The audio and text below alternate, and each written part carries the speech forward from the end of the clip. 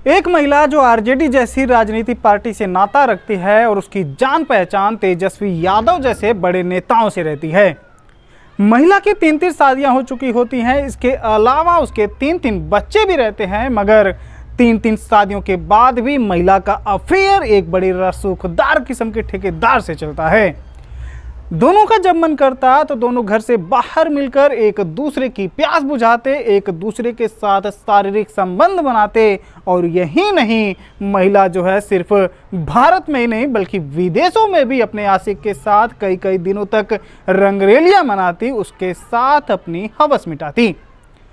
लेकिन एक दिन जब उस महिला के पति को पता चलता है कि उसकी पत्नी किसी और के साथ जिस्मानी संबंध बनाती है तो उसे डांट फटकार लगाने लगता है। लेकिन महिला चुप रहने के बजाय, अपनी गलती मानने के बजाय उल्टा अपने पति को धमकी देते हुए कहती है कि मुझे मेरे आशिक से मिलने के लिए मना किया तो मैं तुम्हें जान से मार दूंगी। एक तरफ महिला अपने पति को धमकी देती है तो दूसरी तरफ वो खुद ही अपने आशिक को बेरहमी से मौत के घाट उतार देती है। आखिर महिला ने अपने आशिक को मौत के घाट क्यों उतारा? क्या वो अब अपने 5वें आशिक के साथ रिलेशन में थी? इन्हीं सब सवालों के जवाब जानने के लिए वीडियो को अंत तक जरूर देखें। नमस्कार, मैं हूं प्रदीप दुबे और आप सभी लोगों का हमारे चैनल पर बहुत बहुत स्वागत है। दोस्तों, आज की जो सच्ची घटना है वो है बिहार के मोतिहारी जिले की, जहां बात है 16 मई दिन सोमवार की, जब जयप्रकाश शाह अपने ड्राइवर के साथ किसी काम से मोतिहारी से पटना के लिए निकलता है तो रास्ते में दोनों खाना खाने के लिए एक ढाबे पर रुकते हैं और इतने में ही कुछ बदमाश आते हैं और जयप्रकाश शाह और उसके ड्राइवर पर ताबड़तोड़ गोलियां बरसा कर फरार हो जाते हैं।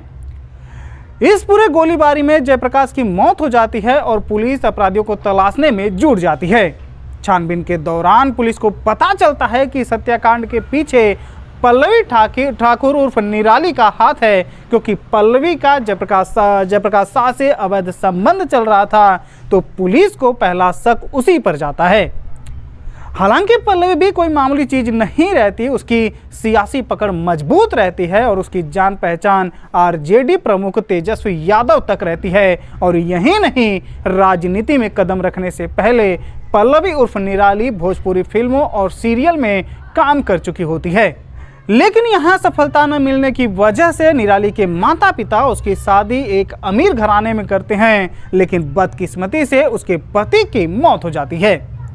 पहले पति की मौत के बाद निराली दूसरी शादी करती है, मगर निराली अपने पति से ज़्यादा गैर मर्दों के साथ रात गुजारना पसंद करती थी, जिसे देखकर उसका दूसरा पति भी उसे छोड़ देता है। लेकिन निराली यहीं नहीं रुकती और वो अवनीश ठाकुर नाम के शख्स से तीसरी शादी करती है। लेकिन यहाँ भी निराली का मन अपने पति में नहीं लगता और उसकी मुलाकात जयप्रकाश शाह से होता है। जयप्रकाश शाह की पहुंच ऊपर तक रहती है और उसके पास पैसों की कोई कमी नहीं रहती। निराली जयप्रकाश को देखते ही उस पर फिदा हो जाती है और जयप्रकाश भी निराली को देखते ही उस पर मोहित हो जाता है। अब जब भी दोनों को मौका मिलता तो दोनों घर से बाहर मिलकर एक दूसरे की हवस मिटाते, एक दूसरे के साथ संबंध बनाते। और यही नहीं, कई बार तो निराली अपने पति से झूठ बोलकर अपने आशिक जयप्रकाश के साथ नेपाल घूमने के लिए चली जाती और वहाँ दोनों कई कई दिनों तक एक साथ रात बिताते, एक ही बिस्तर पर सोते और एक दूसरे के साथ अश्लील हरकतें करते। अब जयप्रकाश निराली को बड़े बड़े सपने दिखाने लगता है। वो उससे कहता है कि अगर तुम इसी तरह मेरा साथ देती रही तो मैं तुम्हें आरजेडी की तरफ से चुनाव लड़ाऊंगा, जिससे तुम्हारा हर तरफ नाम होगा और बड़े बड़े लोगों के साथ उठना बैठना होगा।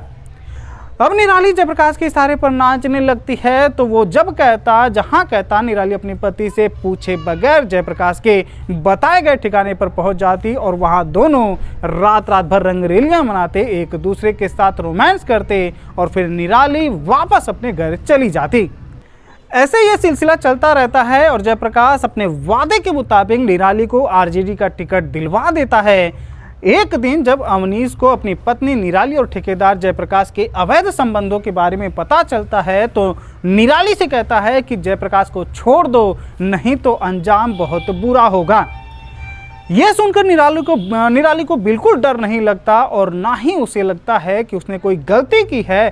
उल्टा निराली ही अपने पति अवनीश को धमकाने लगती है। वह अवनीश से कहती है कि मैं जयप्रकाश से बेहद प्यार करती हूँ और आज जो कुछ भी हूँ उसी की बदौलत हूँ, इसलिए हमारे रास्ते में आने की कोशिश मत करो, नहीं तो तुम अपनी जान से हाथ धो बैठोगे। एक दिन निराली और जयप्रकाश का किसी बात को लेकर झगड़ा हो जाता है, जिसके बाद निराली अवनीश के साथ मिलकर जयप्रकाश को रास्ते से हटाने का खतरनाक प्लान बनाती है और दोनों एक सुपारी किलर राजीव सिंह को जयप्रकाश का काम तमाम करने के लिए सुपारी देते हैं। जिसके बाद 16 मई को राजीव अपने साथियों के साथ मिलकर जयप्रकाश की हत्या कर देता है। फिलहाल पुलिस ने सबूतों के आधार पर निराली, उसके पति अवनीश और हत्यारा राजीव को गिरफ्तार कर जेल की सलाखों के पीछे डाल दिया है। तो दोस्तों आज के लिए बस इतना ही। आज की सच्ची घटना पर आपके क्या विचार हैं, वीडियो को लाइक और कमेंट करके जरूर बताएं और अगर चैनल पर नए हैं तो चैनल को सब्सक्राइब भी जरूर करें। धन्यवाद।